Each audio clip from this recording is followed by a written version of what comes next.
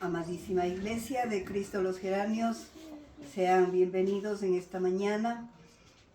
Estamos a una semana, un poquito más, de conmemorar el nacimiento de nuestro Señor Jesucristo. Puede ser que sí sea la fecha, puede ser que no sea la fecha.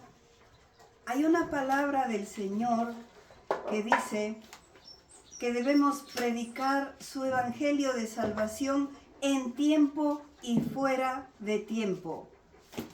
Habíamos dicho que lo más importante es que nazca Cristo en nuestro corazón. Y Dios tiene sus tiempos y estamos buscando preparar el camino hacia Belén. Pero encontramos que el Señor también nos da el ejemplo para lo que nosotros estamos buscando hacer en estos días. Preparar el camino para que nazca Cristo en nosotros. Y encontramos que Dios, antes que nosotros, preparó el camino. Es importante saber que todo proyecto que nos proponemos en este mundo físico requiere de una planificación, ya sea una boda, una fiesta de 15 años, la construcción de una casa, una fiesta familiar. Y esta planificación requiere tomar asiento y hacer cálculos, cronogramas para las diferentes facetas de ese proyecto. Incluye la financiación. Si es que llega también a ser necesario contratar a otras personas. Analizar todas las factibilidades y aún las variables que debemos tener a mano para un plan de contingencia en caso de que algo en la planificación falle o llegue a un nivel que no hemos deseado. Esto lo sabemos por experiencia todos los que estamos aquí, porque no podemos confiar en la improvisación, sobre todo cuando el proyecto lo consideramos importante.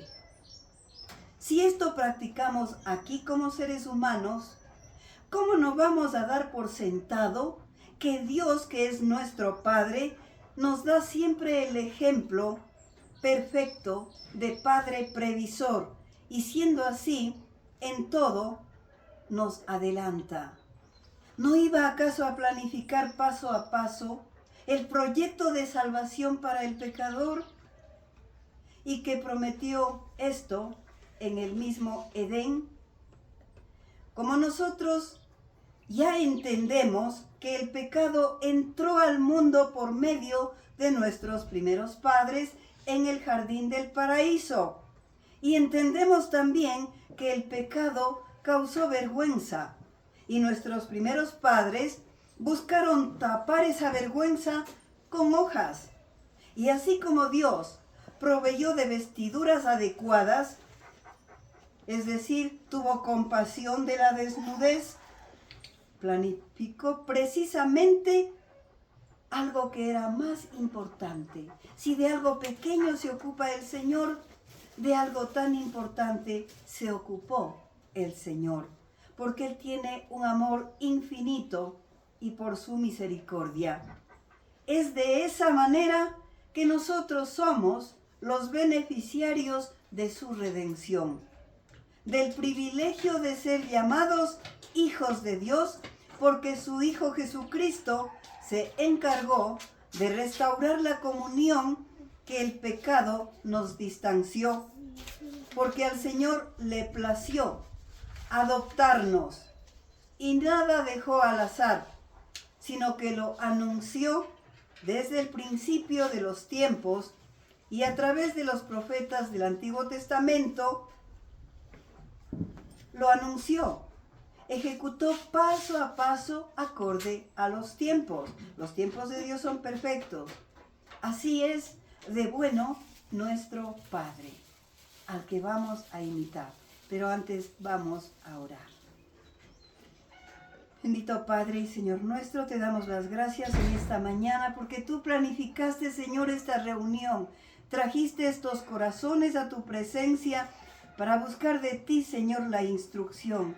Pero por sobre todo, Señor, para que entre tu palabra en nuestro corazón, fructifique y lo pongamos por obra, Señor, para que vivamos tu santa palabra, Señor. Queremos estar aquí buscando de ti, amado Padre. Usa todo lo que nosotros tenemos, Señor, para que tu palabra llegue a dar fruto al 100%. Bendecimos tu santo nombre y te damos las gracias por el privilegio de otra vez estar aquí, alrededor tuyo, como hijos tuyos pendientes de tus palabras. Te adoramos, mi Señor, y te damos las gracias en el nombre de Cristo Jesús. Amén. Amén. En el Evangelio de Marcos encontramos una cita bíblica que está reflejando la etapa previa del ministerio de Jesús. Porque Dios envió a alguien delante de Cristo. Hay una serie que es el Sultán Suleimán que mucha gente ha visto. Y resulta que nunca el máximo, que era el sultán, llegaba desprevenidamente. Nunca. Siempre había alguien que le anunciara. ¿Para qué? Para que le reverencien.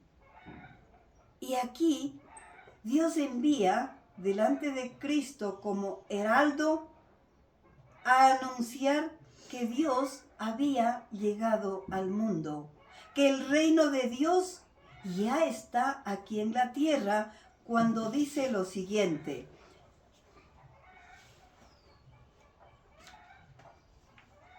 Principio del Evangelio de Jesucristo, Hijo de Dios.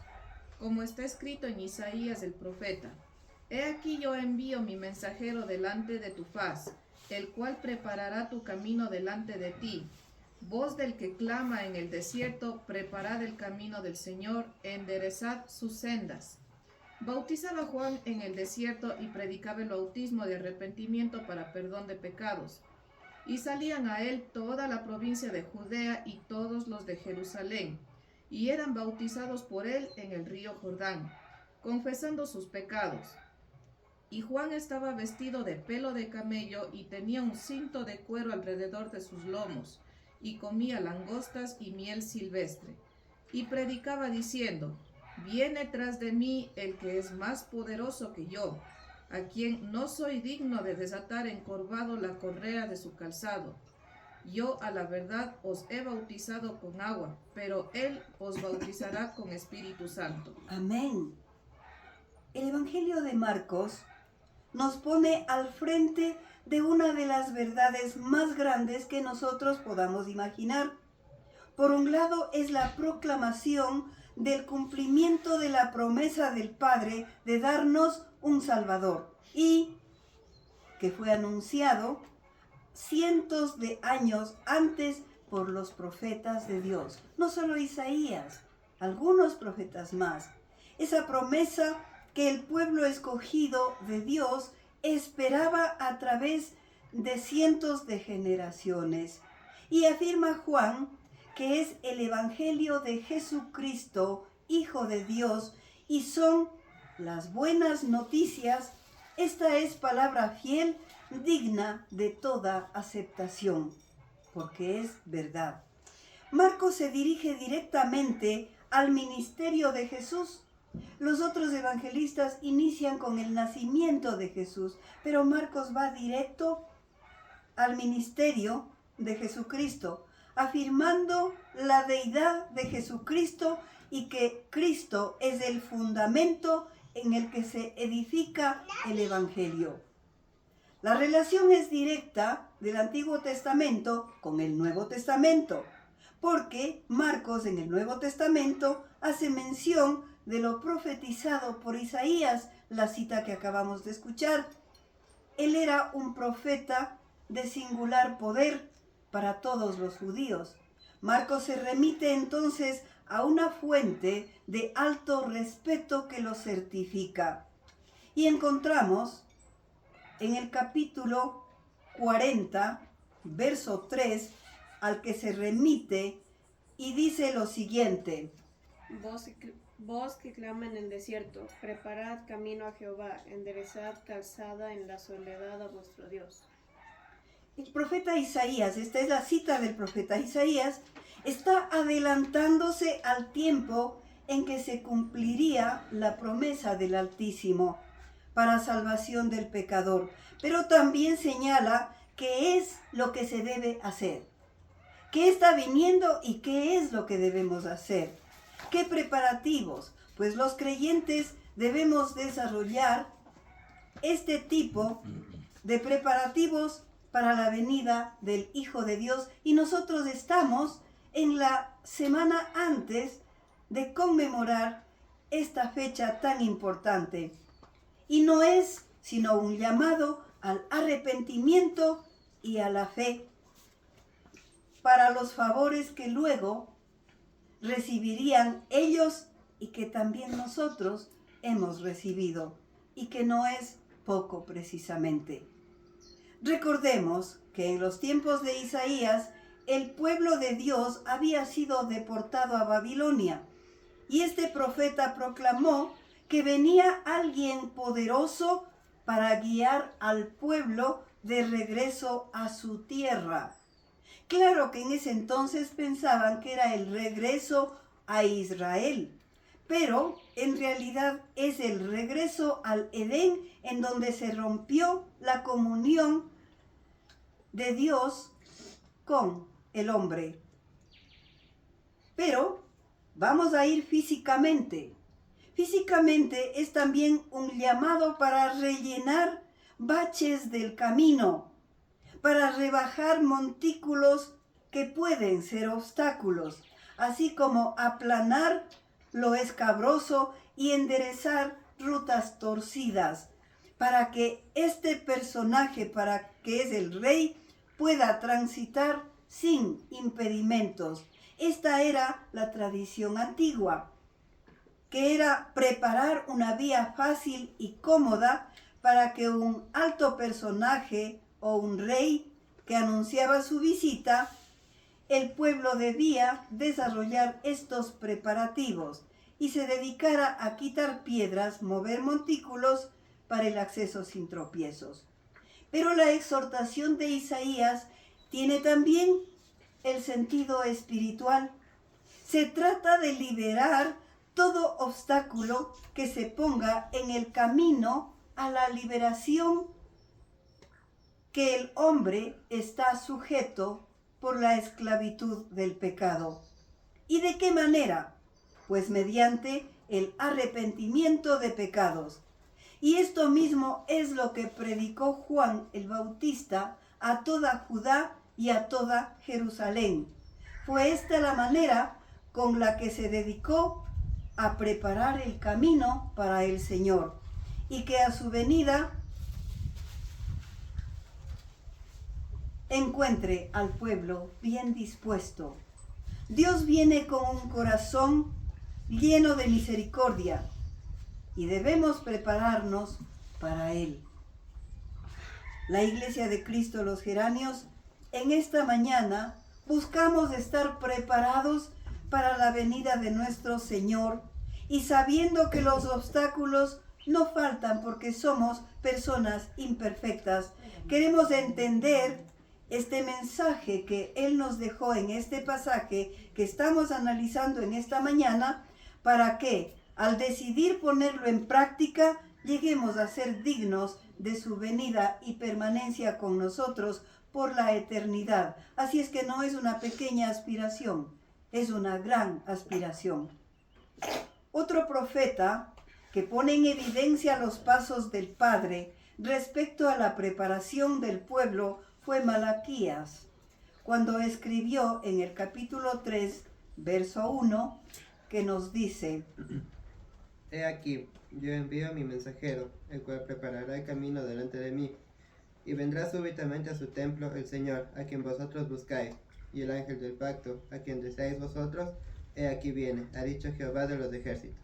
Es increíble, porque está anunciando la venida de Juan el Bautista y de nuestro Señor Jesucristo.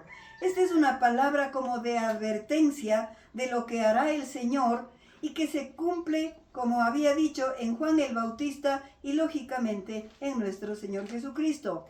Y Cristo mismo, en su tiempo, confirmó lo profetizado en el Antiguo Testamento y añadiría de Juan que era el profeta con el espíritu de Elías. En los tiempos en los que vivimos, no podemos negar el nivel de corrupción del mundo y se hace necesario y hasta indispensable disponernos a hacer algo para preparar nuestro corazón, que es el lugar donde el Hijo de Dios va a llegar a habitar. Pero cuando el Padre envió a su Hijo al mundo, también dispuso preparativos. Sabemos que ninguna persona va a Cristo por sí sola. Dios Padre dispuso que esta persona forme parte de su familia y resulta que si nosotros recordamos nuestra vida anterior a Cristo, hemos estado de no creyentes, Dios nos ha protegido desde nuestro nacimiento hasta que hemos sido llamados en cualquier etapa de nuestra vida. De hecho, cada uno de los que formamos parte de su iglesia, de su reino, podemos contar nuestra propia historia de cómo el Señor nos ha protegido, nos ha sostenido aún siendo infieles, o que por mucho tiempo aún nos hemos resistido en rebeldía a su amor, y casos en los que inclusive nos hemos comportado como enemigos de Dios, con una conducta indigna. El Señor nos ha esperado hasta que nuestro corazón no pudo resistir el amor de Él por nosotros, y estamos aquí dándole gracias por su paciencia, por su compasión que tuvo con nosotros. En ocasiones me imagino al Señor como un adulto que mueve la cabeza. A veces cuando vemos hacer a los niños cosas necias, nosotros hacemos esto y nos reímos. Como la necedad de un niño que se niega, por ejemplo, a recibir un beneficio porque no entiende, pero que más tarde lo agradece. Y es solo, a lo mejor, mi percepción, que a lo mejor sonríe mucho Dios, como diciendo lo siguiente: sigue nomás creyendo que con lo que tú estás haciendo te va a salir todo bien. Ya verás y aprenderás que eso no es así. A mí me ha pasado. No sé a ustedes, pero a mí sí. Dios prepara nuestras vidas para ser su templo, el templo de nuestro Señor Jesucristo. Dios ha preparado de antemano el corazón del creyente para que el Padre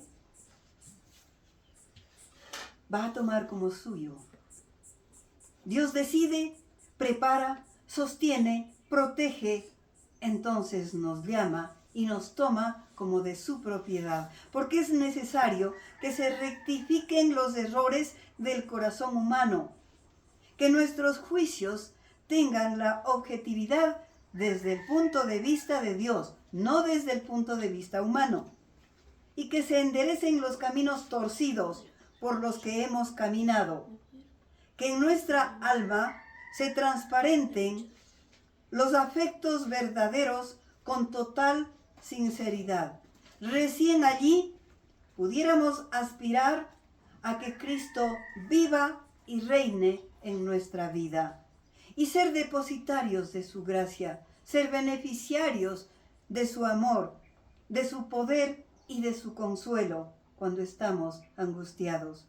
Es tan cierto que el desierto, que representa nuestra conducta, es allí donde se prepara el camino para Cristo. De modo parecido a lo que Israel, cuando caminaba hacia la tierra prometida, ellos caminaron por un desierto. En el desierto hay peligros. Hay fieras que aúllan y braman, que amenazan. Hay serpientes y alimañas venenosas que se igualan a los peligros de este mundo caído. Estamos viviendo muertes infames, muertes con maldad. Casi a diario los periódicos reportan estos horrores de la conducta humana. Este es un mundo caído y esa es la razón por la que debemos clamar a Dios por ayuda y por su protección. No solo protección de nuestra vida, sino de nuestro espíritu, de nuestra alma y del alma de cada persona con las que nosotros nos relacionamos. El principio del Evangelio lo constituyó Juan el Bautista y lo hace bautizando. Si es que al Evangelio de Cristo le consideramos luz del día, el ministerio de Juan era el despuntar del alba, es la aurora, esos pedacitos, yo suelo decir, niditos de luz cuando está por amanecer. Eso es el ministerio de Juan, la primera claridad que anuncia el día. Y Cristo es la luz que inundó al mundo, es decir, era la llegada de nuestro Salvador. En el estilo de vida que llevaba Juan, tenemos un modelo a seguir.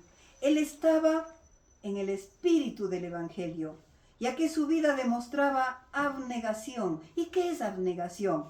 Quiere decir que se negaba a sí mismo para que todos vieran al que iba a venir. Juan mortificaba su carne, menospreciaba las cosas mundanas, como las comodidades. Él se negó a negociar con el mundo, y este es nuestro llamado, porque en todo tiempo el mundo es y ha sido mundo. Juan no se dejó conquistar. Nosotros tampoco debemos condescender con nuestros instintos de la carne. Y cuando más nos elevamos por encima de los atractivos de este mundo, tanto mejor estamos preparados para dar cabida a Cristo en nuestro corazón. La predicación y el bautizo de Juan fueron el comienzo de las verdades fundamentales a las que llamamos doctrina, como también de las ordenanzas del Evangelio. Algunas pocas. ¿Cuál era la doctrina de Juan? Perdón de pecados, que es en realidad un privilegio del Evangelio, porque antes nadie tenía la potestad de perdonar pecados. 2. La doctrina del arrepentimiento, previo al perdón de pecados, pues Juan anunciaba a la gente que les era necesario renovar su corazón para corregir errores que eran parte de sus vidas. 3. Predicaba a Cristo. Estaba lejos de Juan el atribuirse la fe de las multitudes que le seguían. Todo lo contrario, él exhortaba a sus seguidores a esperar a quien pronto aparecería después de él y que esperaran grandes cosas de él. Juan predicaba que era tan superior el que venía detrás de él y tan grande, tan sublime, que se sentía incompetente para servir a Jesús con el más bajo de los servicios, como representaba inclinarse hasta el piso para desatar sus sandalias. Predicaba el gran poder de Cristo, como punto 4, en donde sus palabras eran: viene después de mí, pero solo por tiempo, pero es más poderoso que yo, y como Dios, Él fue antes que mí, porque es Dios y lo es desde la eternidad, con poder para bautizar con el Espíritu Santo. Y este es el punto en que el Señor toca el corazón del mundo desde la venida de su Hijo Jesucristo a esta tierra, puesto que nos dejó el Espíritu Santo para que cada creyente cuente con la ayuda de esta promesa que Cristo hace a quienes nos arrepentimos de nuestros pecados para que estos nos sean perdonados, por lo que hemos sido bautizados por el Espíritu Santo. 6. Juan bautizaba con agua. A todos quienes recibían la predicación y se sometían a las demandas de Juan, de modo similar como era costumbre entre los judíos, que al admitir nuevos prosélitos, en señal quedaban purificados, es decir, se les lavaba antes de ser admitidos. Entonces ellos cambiaban su condición por medio del arrepentimiento y de su forma de vida, y que Dios les había perdonado sus faltas, entonces eran santificados. Y ese era el bautismo de Juan. Es también la predicación del Bautista la antesala de la Iglesia de Cristo, puesto que con los que recibían el bautizo, pese a que él bautizaba en el desierto, salían a buscarle de toda Judea y de toda Jerusalén, dice su palabra, y luego se hacían discípulos de él, es decir, que se unían a la misma disciplina de Juan y confesaban sus pecados, eran admitidos y después eran bautizados. Muchos de ellos se hicieron seguidores de Cristo y predicadores del Evangelio. Fue sembrado de este modo el fundamento del Evangelio, y estas pocas semillas sirvieron para una gran cosecha. Y estamos aquí, millones de gente buscando del Señor, creyendo y teniendo convicción inamovible de nuestro Señor Jesucristo. Nosotros nos estamos encaminando a celebrar el nacimiento de nuestro Señor Jesucristo. Representa un tiempo de reflexión minuciosa que debemos hacer en nuestro corazón. Nosotros queremos ponerle en el trono de nuestra vida a Cristo y para siempre. Pero, ¿qué respuesta pudiéramos dar cada uno de nosotros a una pequeña preguntita? ¿Podemos ofrecer un espacio digno ahora, en este mismo día, en este momento, a nuestro Redentor? Creo que no. Sin embargo, al querer darle lo mejor de lo que somos capaces, si hemos sido infieles, ¿qué debemos hacer? Propongámonos imitar la fidelidad de Cristo. Si guardamos resentimientos en nuestro corazón, ¿por qué no obedecer cuando en su palabra nos dice que perdonemos a los que nos ofenden? Si herimos al prójimo, creyendo que esto es lo justo y lo que se merece, ¿por qué no recordar que Dios nos enseña a renunciar a nuestro derecho a la venganza cuando Él dice, mía es la venganza? Si vivimos con miedo al futuro, recordemos que Dios tiene el control de cada vida y que cuando buscamos solo nuestro bienestar, recordemos que Cristo se quitó la investidura como Dios para entregarse a nosotros pecadores y salvarnos de la muerte espiritual eterna. Aprendamos a imitar su compasión, sigamos sus pasos en la sensibilidad por los más necesitados. Estaremos de esa manera nosotros, por voluntad propia, preparando el camino para que venga a reinar en nuestros corazones.